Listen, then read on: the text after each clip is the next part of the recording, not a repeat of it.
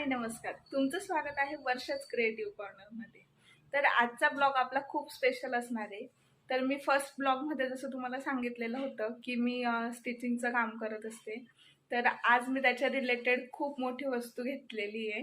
आणि स्टिचिंगचं जो पण काम करत असतो त्याचं खूप मोठं ड्रीम असतं हे की आपल्याकडे एक इलेक्ट्रिक मशीन असावी असं। तर आज माझं ते ड्रीम कंप्लीट झालेलं आहे।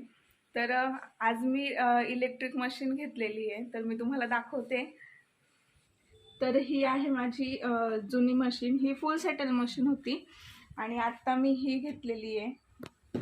हे तुम्ही बघू शकता, हे बघा,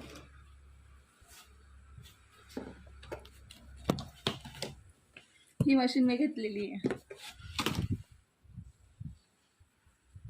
तर मला खूप जास्त भारी वाटतंय की माझी फेवरेट मशीन होती ती मला आज मिळाली आहे।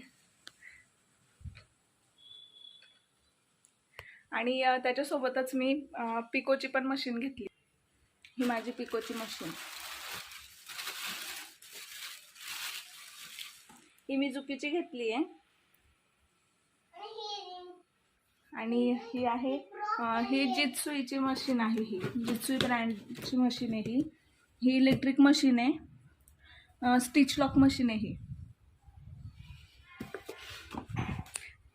तर मला खूप जास्त भारी वाटतंय की माझी जी इच्छा होती इलेक्ट्रिक मशीन घ्यायची, तर ती आज माझी कंप्लीट झालेली आहे।